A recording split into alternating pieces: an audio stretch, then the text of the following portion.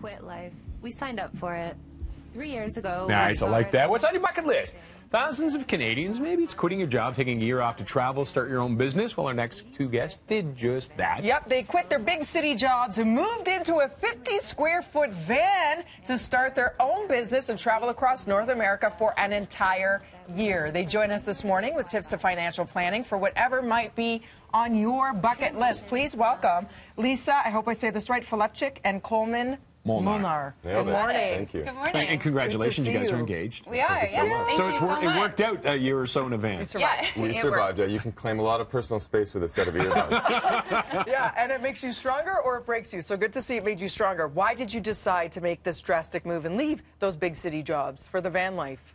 Oh, gosh. You know, it was a little bit of time and place. We both work in the content creation business, so our company is fully digital, so we were able to take our careers on the road. That's the case for a lot of people these days. Either now they can do that or they can do that in the near future. But our tips today are sort of for everyone, whether you're working a traditional 9-to-5 and looking to take a sabbatical or looking to create a sense of independence in your career like we have.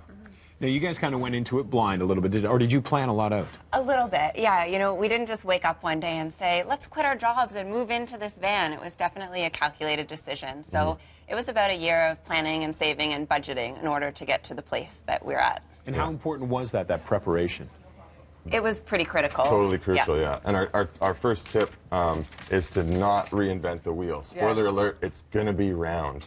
Right? So it's a relatively new movement, van life. But people have been traveling long-term and making money from the road for ages. So first thing we did was we Googled it. We found people who were similar to us, living in similar situations, and they were sharing things like budget, their daily expenses. So we were able to get a really good idea of what we would need, what we would be spending before we even purchased our vehicle. And you talk about the sharing economy, that you could pretty much furnish anything with other people's trash is one's treasure. So how did that flush out? The sharing economy was so important for us. So we do have a home base now in Vancouver, and we furnish that entire apartment for free.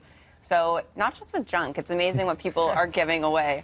And also with the sharing economy, Airbnb is the obvious one. So, you know, if you have a spare room or if you're going away for the weekend, rent out that place. It's a great way just to have another source of income. Yeah, any way you can leverage your existing assets. And I mean, there's an app for everything, whether it's renting your apartment, whether you're getting in your car and driving for a few hours a week on Uber, or there's a site called RV Easy where you could rent out your van like ours to people who want to take a road trip on the weekend.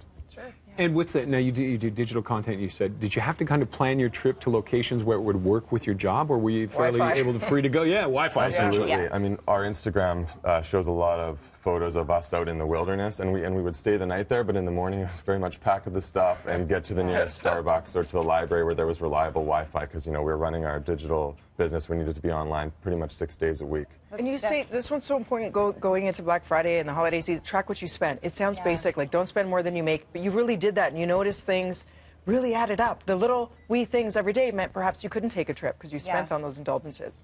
That's right. And I think this is something that probably a lot of your viewers are already doing, and shame on us for not doing it earlier. But the truth is, when we were living our 9-to-5 lives, we were surprised when we sat down and actually tracked all the little things we were spending. Coffee breaks is a huge one for us. You know, sometimes 2 lattes a day. Those add up. Lunch, drinks after work.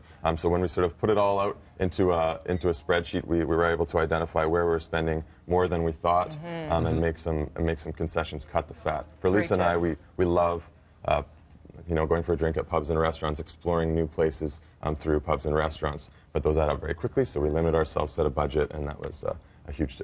And it makes it more enjoyable, too, when you do take yourself out for those treats. That's It's more of a treat. Exactly. Not an everyday thing. Yeah. Great tips. For more information, follow them on Twitter, L-I, so Lee as in Lisa, et Co as in Coleman. Thank you so much for being here. I know you have a panel discussion tonight. Yeah, We really do. looking forward to that. We got 4 industry experts in home organization, technology, fashion, and beauty who are going to discuss simplicity and how to make some changes in your life like that. Yeah. Speaking of change, we're going to throw over to Stell, who's talking about toonies for tummies. Thank you so much, and we're so glad you're safe and sound. And I didn't say they lived in a van down by the river.